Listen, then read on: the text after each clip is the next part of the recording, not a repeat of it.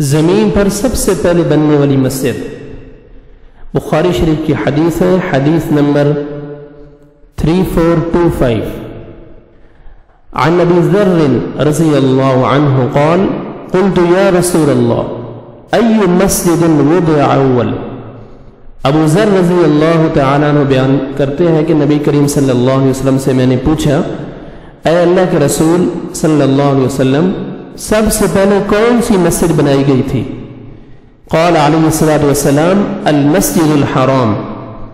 اللہ کے نبی صلی اللہ علیہ وسلم نے فرمایا کہ مسجد الحرام بیت اللہ سب سے پہلے وہ مسجد تعمیر کی گئی۔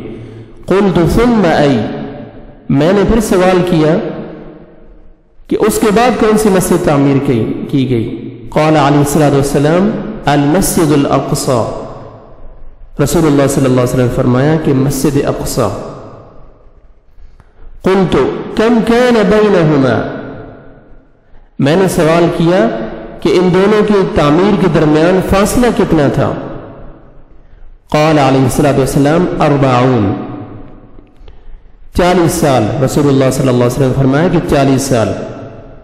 ثم قال حیثما ادرکتک الصلاۃ فصل۔ پھر نبی کریم صلی اللہ علیہ وسلم نے فرمایا کہ جس جگہ بھی نماز کا وقت ہو جائے فوراً نماز پڑھ لو۔